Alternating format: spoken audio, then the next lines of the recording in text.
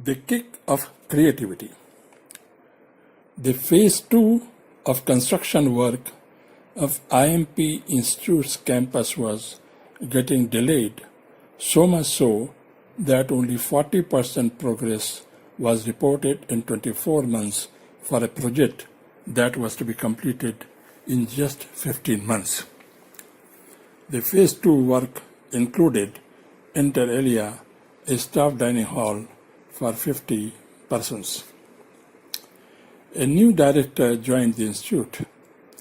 He felt that the 50-seater dining hall will prove to be too inadequate for a growing institute, as could be seen from the crowd at lunchtime in the students' canteen, which was being used for staff dining as a stopgap arrangement.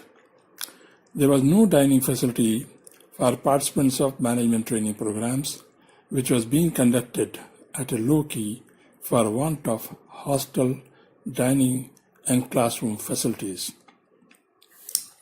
The director asked the architects to increase the capacity of proposed staff dining hall to 100 persons, who regretted it because no land was available for the purpose in the campus, which was spread over 2 small hills, and any unwarranted cutting of the hills could lead to landslides, which the institute was facing at some buildings under construction.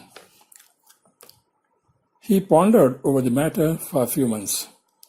One night it occurred to him that the land means area, which is expressed in x and y axis. What about z axis that he studied in geometry and building drawing? An idea then crossed his mind, and he suggested to the architects to design 100-seater dining hall expandable to 200 by raising one more floor, erecting pillars on both sides of the road. No more cutting of the hill was required, and making dining hall above the road. The architects designed it. The director then requested to make it 200-seater one, expandable to 400 seats.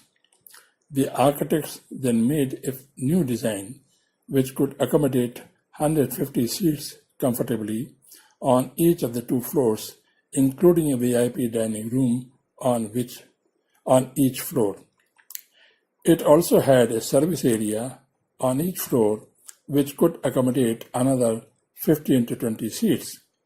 The pillars on the valley side of the road were so wide that 2 small rooms could be carved, which could be used as a 20-seater seminar rooms, as rooms for small management development programs, or as additional dining rooms, thus making the total capacity to about 400. Rains in Kerala are heavy, and the roof had to be provided with shelter to avoid accumulation of water. Very strong aluminum sheets covering the entire roof had to be used to withstand high velocity of winds coming directly from the Arabian Sea.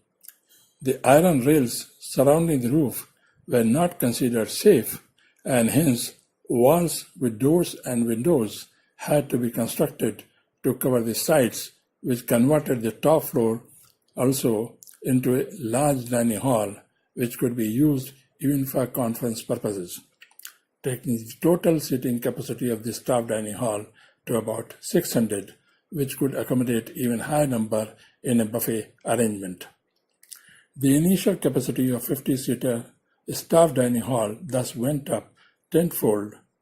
The rupees 60 lakhs estimated cost went up to rupees 160 lakhs, but the impressive 3-story dining hall could meet the requirements of not only the staff, even when the academic activities tripled, but also accommodate students of increased intake till new facilities were created, and also the participants of management development programs for the next 7-8 years till new facilities were created.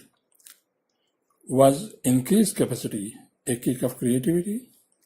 Is delay in project completion a bane or blessing in disguise? Is constraint as serious as land? an opportunity to grow. How much capacity augmentation could be done by architects through creative designs if one requests them? These questions make one ponder as it studies.